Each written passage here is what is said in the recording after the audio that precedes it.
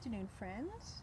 It's Carol here. I'm here to read a book to you today. It's a book called Chowder. It's about a bulldog and his family. So let's take a look at Chowder and see what happens with Chowder. I think he's a little spoiled. Chowder had always been different. His owners liked to think of him as quirky, but most people thought he was just plain weird. Here he's sitting on the toilet. Most of our pets don't use the toilet. Most dogs thought he was weird too. Here he is, he's on a pony. Right? Chowder wanted to be part of the neighborhood dog pack, but the more he tried to fit in, the more he stuck out. It wasn't easy being Chowder. And here we see he's looking at some dinosaur bones. Right? Maybe he wants to be a paleontologist. It wasn't easy being Chowder.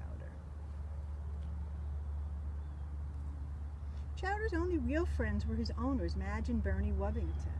They didn't just like their bulldog, they were downright crazy about him. "Come here, Chowder Wowder," they'd say. "It's time to put up another precious picture of you." The Wubbingtons had a few quirks of their own. Up here we see him. He's in a high chair, right? And he has his bowl of food right there on the tray. Right? They're having their pictures taken together. They must really love him. In the beginning, Madge and Bernie treated him like a normal dog, but Chowder had better things to do than fetch newspapers or go for long walks. Up here he looks like he's reading the newspaper. He and the Wubbingtons found their own unique ways of doing things. No matter what they did, the bulldog always got strange looks. And here we see, right up there in a baby carrier. The only place Chowder didn't feel like an outsider was at home. And every weekday he had the whole apartment to himself.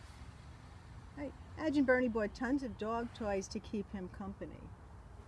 Chowder preferred people toys. Right? He's rocking out to some music.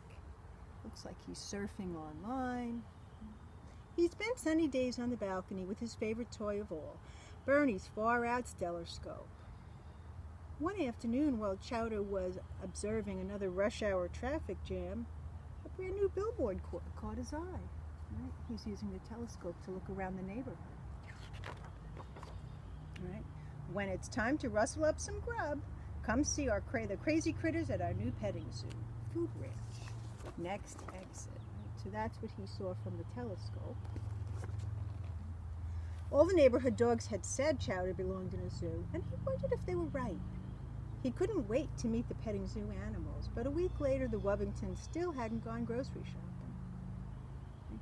So Chowder cooked up the perfect plan and turned his usual midnight snack into a midnight feast. Right? We see all the things he has there, right? Looks like he has some cereal and snacks and drinks and a banana, right? And I think he's going to put it all in the blender.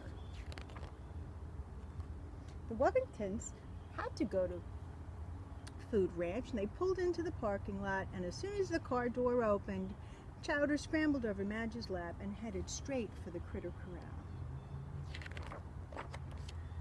Chowder figured out this was his best chance of finding friends, and he didn't want to ruin it.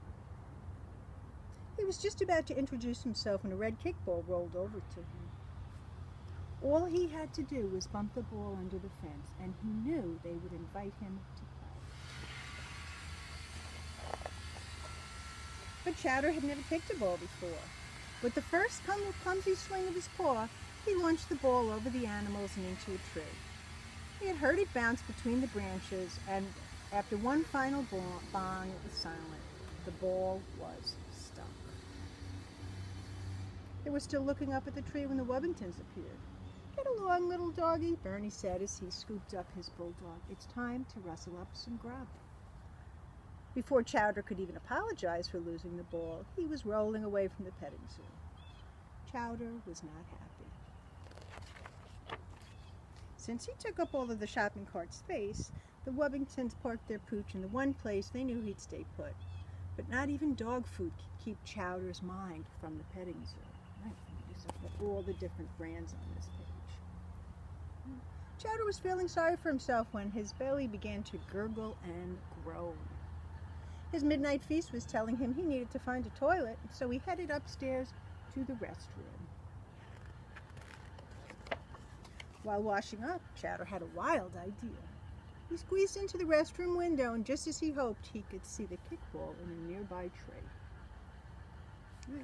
The bulldog mustered up his courage with one loud yelp and popped into the air. Chowder tumbled through the leaves and branches but fell just short of the kickball. As he dangled high above the ground, he realized he had no way of getting down and no way of barking for help. Because you see him right there, he's holding on with his teeth. If he barks, he'll let go of the branch. Just then he began to hear stomping and snorting directly beneath him. The sounds grew louder and closer, and suddenly Chowder felt something fluffy under his feet. The petting zoo animals rescued him, and they did it in style. They made a pyramid. The largest animals, right? They used teamwork. The largest animals on the bottom, and then the middle ones in the middle, and the smaller ones up top. Now that Chowder had fetched the kickball, the animals were eager to play. Since he was the best kicker in the group, everyone wanted him on their team. They moved the playing field farther from the trees and spent the morning teaching him all about the game. During timeouts, Chowder showed them some of his favorite games. It was a very busy morning. See, all the animals were on a tire swing over here. When Madge and Bernie finally tracked down their bulldog, they were happy to see he'd found some new playmates. "Say Chowder, everyone," Madge said as she snapped a few more precious pictures for their collection.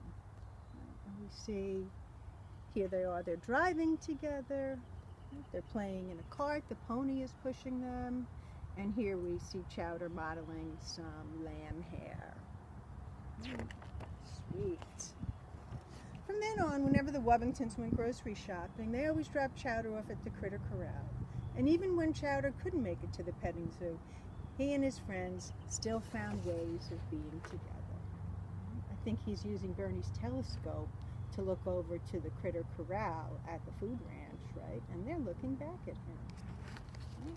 I hope you enjoyed this book. I really enjoyed reading it to you today.